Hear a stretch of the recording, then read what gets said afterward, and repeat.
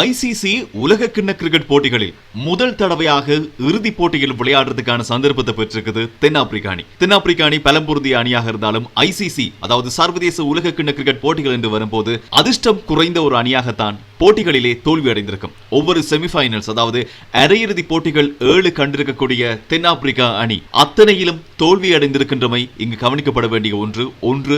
வெற்றி தோல்வியற்ற நிலையிலே முடிவுக்கு வந்து இறுதிப் போட்டியின் வாய்ப்பையும் இழந்திருந்தமை ஞாபகம் இருக்கும். ஆனால் இன்று கிரிக்கெட் வரலாற்றில் ICC உலகக்கிண்ண போட்டிகளில் இறுதிப் போட்டியில் விளையாடுவதற்கான சந்தர்ப்பத்தை பெற்றிருக்கின்றது ICC T20 2024 ஆண்டு உலகக்கிண்ணத்தில் தென்னாப்பிரிக்கா அணி. முதல் முறையாக இறுதிப் போட்டியில் விளையாடிய ஆப்கானிஸ்தான், பல போட்டிகளில் தோல்வி கண்ட தென்னாப்பிரிக்கா, இந்த இரண்டு அணிகளுமே இன்று ICC உலகக்கிண்ண 2020 தொடரில் இறுதிப் போட்டியில் விளையாட வேண்டும் என்ற கனவோடு களமிறங்கியிருந்தன. முதலில் துடுப்படுத்தாடியிருந்த ஆப்கானிஸ்தான் அணி இந்த போட்டியில் வெறுமனே 56 ஓட்டங்களை மாத்திரம் பெற்றுக் கொண்டது. விக்கெட்டுகள் அனைத்தும் இழக்கப்பட்டிருந்தன.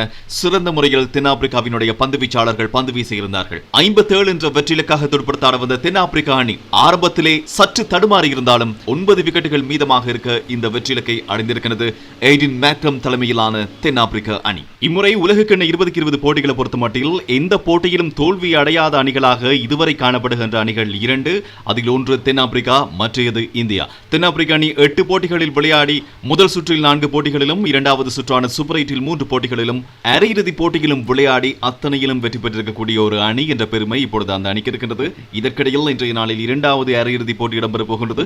இங்கிலாந்து மற்றும் இந்திய அணிகளுக்கு இடையிலான போட்டி. நடப்பு சாம்பியன்களாக இருக்கக்கூடிய இங்கிலாந்து ஆரம்பத்தில் சரிவை சந்தித்திருந்தாலும் இந்த தொடரில் இறுதியில் அரையிறுதி போட்டியில் இந்தியாவை எதிர்கொள்ளப் போகின்றது. இந்த இரண்டு அணிகளும் இதுவரை மொத்தமாக 23 20 போட்டிகளை விளையாடி இருக்கின்றன. இதில் 11 போட்டிகளில் இங்கிலாந்து அணியும் 12 போட்டிகளில் இந்திய அணியும் வெற்றி பெற்றிருக்கின்றமை இங்கு கவனிக்கப்பட வேண்டிய ஒரு விடயம். இந்திய அணி கடந்த முறை செமிஃபைனல் அதாவது அரையிறுதி போட்டியோடு 2022 உலகக்கிண்ண 2020 தொடரிலே வெளியேறியிருந்தது. 10 வருடங்கள் அதாவது 2014க்கு பின்னர் இந்திய அணி இறுதிப் போட்டியில் விளையாடுவதற்கான சந்தர்ப்பத்தை இந்த T20 உலகக்கிண்ணத்தில் பெற்றுக்கொள்ளுமா என்பதை பொறுத்திருந்து பார்க்கலாம்.